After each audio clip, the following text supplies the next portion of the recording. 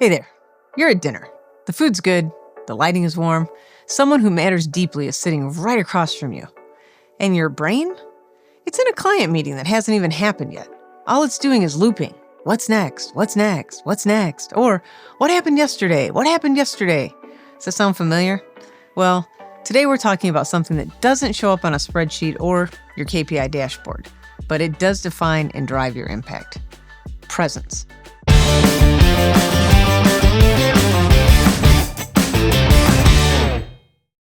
Leadership isn't only about what you're doing, it's about where your attention is and how aware you are of what's actually happening within you and around you. If you're always living in the next meeting, the next deal, the next to-do, or reliving that thing from 3 days ago you wish you'd said differently, you're going to miss the moment you're in. And sometimes that moment is with the person who needs you the most. Your partner, your kid, maybe a member on your team, your best friend, or maybe your own self. So let's break it down. Presence isn't just chill Zen mode. It's not just sitting cross-legged in a perfect silence, radiating calm while sipping matcha, although that is pretty nice. It's awareness. Presence is the ability to notice your thoughts that are arising, your emotions and labeling what you're feeling, and noticing your body and what sensations are present and what's going on around you. One of my teachers used to call this inside, outside, upside down. Inside, what we're feeling, outside, what's going on around us, and upside down, our thoughts. I think that's pretty funny. And it's doing all of this without immediately reacting, judging, or numbing out. I can say a lot about numbing out, but avoiding what we are feeling is a big deal. And most of us in the modern world, we've gotten pretty good at it because there are so many easy ways to do it. One of the easiest, never sit still. And you know what that really means? It means you can be present to fear, present to tension, present to your own exhaustion. You're not trying to fix it in the next 10 seconds. You're just aware of it. You're with it. And that's powerful. And yes, there's science behind this too. Studies using functional MRI scans, which are very fancy, show that people who regularly practice mindfulness have increased activity in their prefrontal cortex. It's the part of our brain that's responsible for, minimal things like decision-making, awareness, and emotional regulation. Critical areas that impact our thinking, feeling, and the way we act and behave. Meanwhile, the amygdala, the threat detection center, actually shrinks in size. You become less reactive and more grounded. Less hijacked by every email, every Slack ping, every eyebrow raise in a meeting. It's not fluff, it's neuroscience. And here's the good thing about research. What that means is that we can take actions to cultivate this invaluable skill. And by invaluable, I mean to our life, at work, and at home. And here's 2 practical suggestions I want to make that tie directly into leadership and how much presence you're willing to allow yourself to experience. Now, I imagine you think I'm going to say things like sit and meditate, learn to be mindful, and all of those things are true. They're great. But I'm going to take a little bit of a different spin, so stay with me. First, let's talk about your team development. If you haven't developed your team, if you're still the only one who knows the answers, if your presence is required in every decision, you're not leading. You're propping.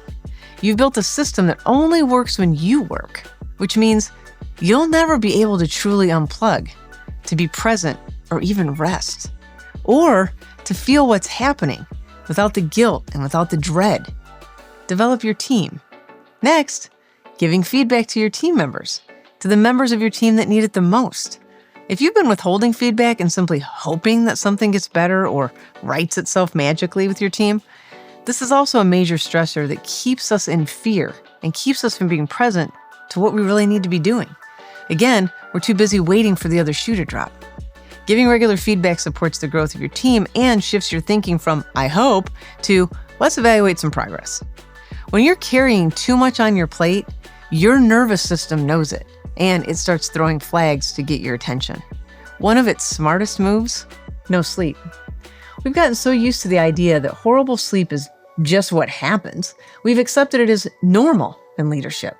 While there can be many causes for poor sleep, and there can be, chronic stress and overwhelm are incredibly common contributors.